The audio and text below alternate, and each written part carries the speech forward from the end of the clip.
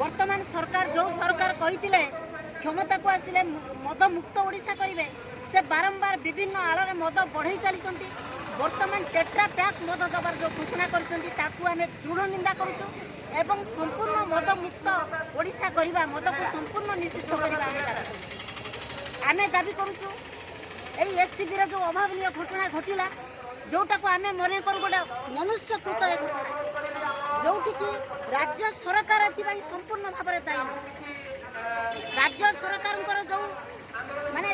जनगणकर जो जनमारण नीति जो पुंजीपति कंपानी तोषण नीति जो कि स्वास्थ्य क्षेत्र में चरम अवहेला से दीर्घ दिन धरी प्रदर्शन कर कटक बड़ मेडिकल जो कि सारा राज्यर लोक निर्भर करती से 60 भाग अधिका पदवी खाली गुरुत्वपूर्ण पदवी गुड़ा खाली पड़ी तेणु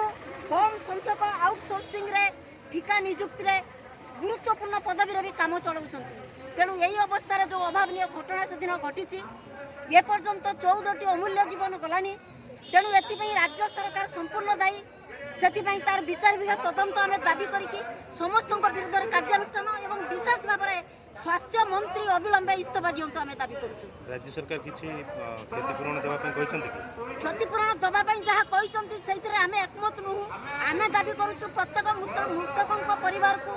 1 कोटी टंका क्षतिपूरण दि जाऊ एवं आहत मानक 50 लाख कर क्षतिपूरण दि जाऊ आम दाबी